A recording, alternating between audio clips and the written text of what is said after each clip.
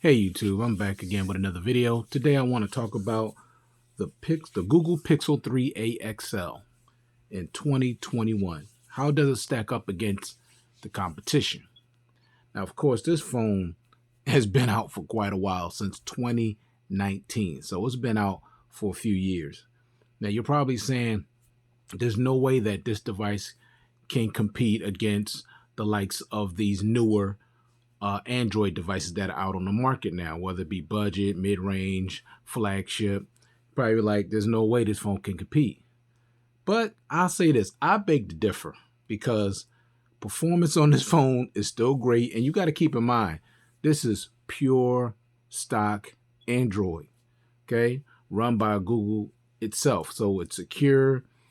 The performance is still great. It's fast, it's smooth, it's reliable. And that's really what's important when it comes down to smartphones. Not for everybody, but for those real techie people, you want a phone that's reliable. You know, when you use it, you want it to work every single time. You don't want a whole lot of, stutters and messed up and drop this and shut off and all. You don't want a whole lot of issues. You just want it to work. This phone just works. Okay. Now, I'm going to tell you a few things how it definitely can stack up against the competition. All right, just quickly. First thing that the number one thing it does better than any other phone that's out there right now that's blowing away the competition. And I know you're probably wondering, what could that be? Well, this one thing sets this device apart from all the competition currently out there, just blows them out of the water. And that simply is the price. You can get this phone right now.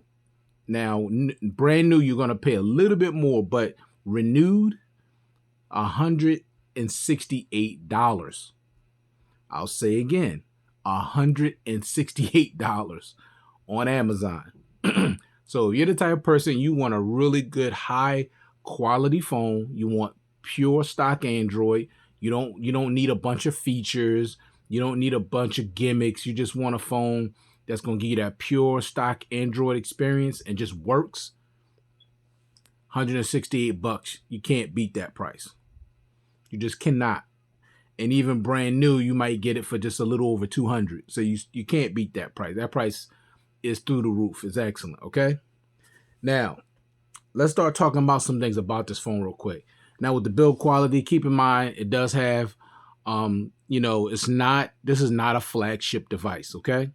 This is a step down from the Google Pixel 3 XL. That's the flagship. This is a slight step down from that. So the first thing, let me talk about real quick. When it comes to build quality, let me talk about the build quality real quick. Now, it does have a plastic back and a plastic frame, but that's not necessarily a bad thing for everybody. Now, keep in mind, there's people that don't want to have to worry about if they drop their phone, they're going to break it. This one, you're not going to break it if you drop it on its back. Now, the front is definitely glass, but the back is plastic, okay? And the thing about it is a frosted back, so it doesn't feel like plastic. I'm telling you, this feels like a really good premium device. Now, it doesn't feel as good as a glass back, but just for it being a plastic back and it has a frosted back to it, it feels pretty good. I mean, it feels, and it's real comfortable in your hand. Like it has rounded corners, very, very comfortable. You're not going to have a problem with comfort level when it comes to the build quality of this device. Now, the reason why I said it feels really good, because I had the OnePlus Nord N10, and that was a plastic frame and a plastic back, but it felt cheap. It felt like plastic. This doesn't feel like plastic, and it definitely does not feel cheap. Okay, you got your fingerprint sensor back here. You got your 112 megapixel camera. You got your flash. One of the main things I don't like about this phone is that the power button is above the volume rockers. I don't like that. That's very, very poor placement for Google, and I don't know why they keep doing that, but that's very poor placement. I absolutely hate that placement. The power button should be the first thing you should be able to push, because that's what you're going to interact with the most. Now, I don't mind the volume buttons being on the right, but they should have been above the power button. Of course, on the left side, it's clean. This phone is USB Type-C port. And you do have dual stereo speakers on this device, and they sound really, really good, especially for a phone of this price point. These dual stereo speakers on here sound really, really good. They definitely can compete with today's dual stereo speakers, not flagships, but just below, like any mid-range phone and lower, definitely can compete. Okay, you got your always on display, not customizable, but at least you have it where you can see the time, the date, the day. You can see your weather. You got a little weather widget there in the middle where you can see if it's raining. And of course, you got your notifications here, and you got your battery percentage down there.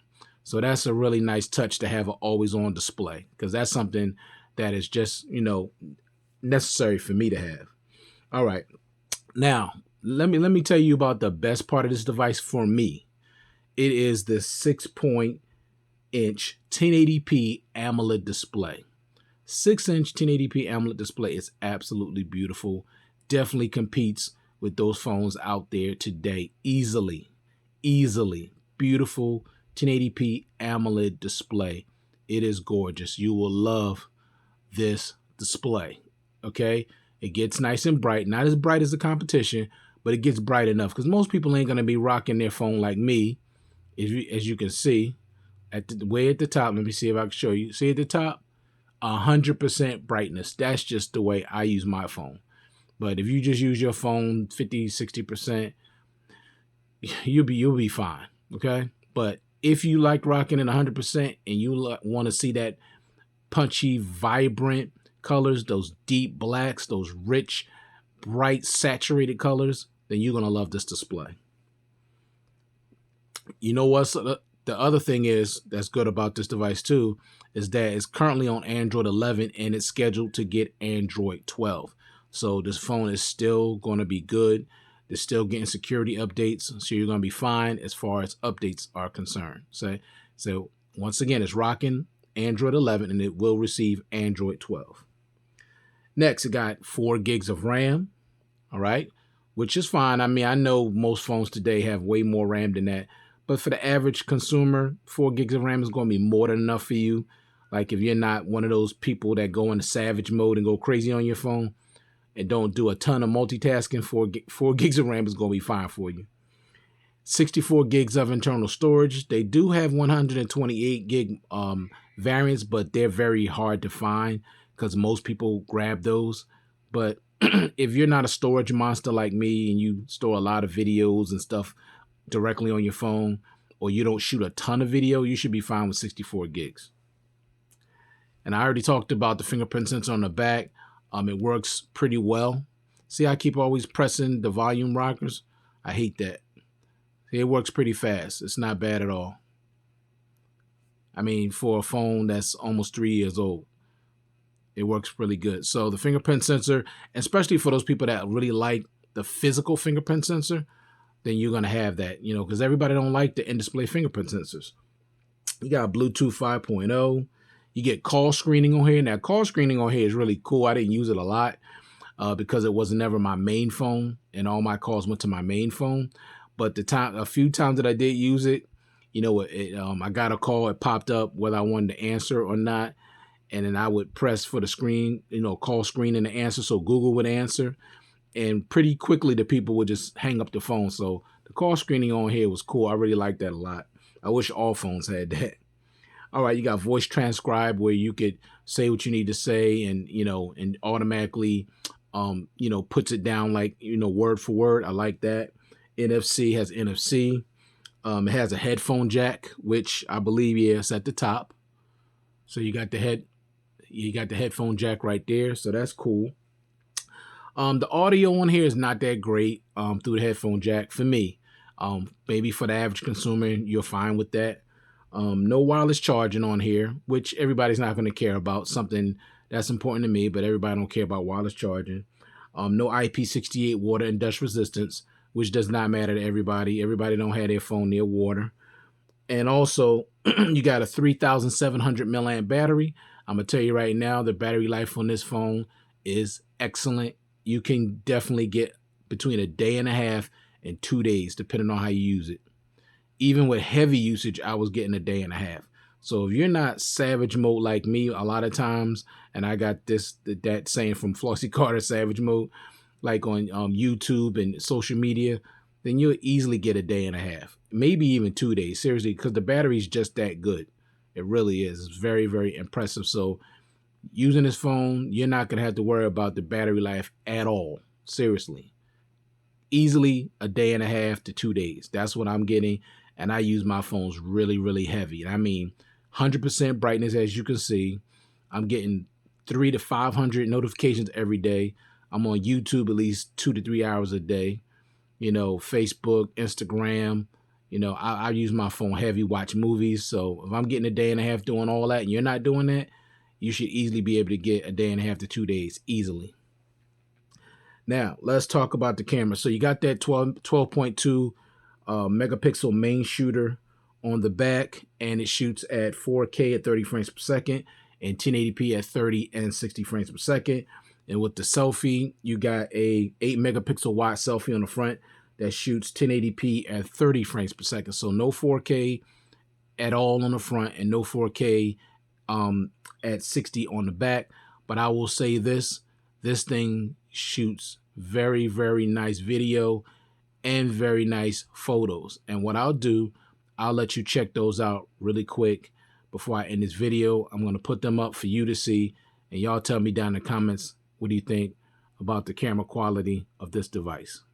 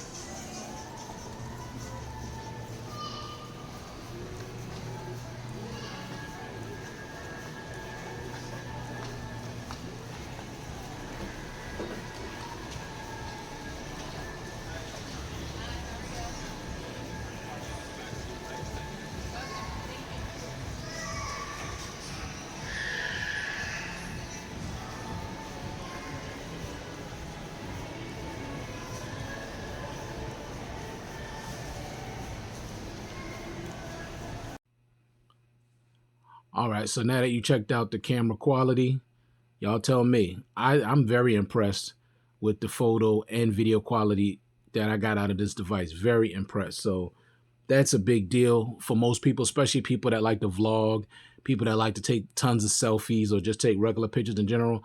I'm not super heavily into the cameras like that. I do want a camera, when I do decide to use it, that it shoots very good photos and videos. Oh, and the night sight on here is crazy good. I mean, it really is very impressive.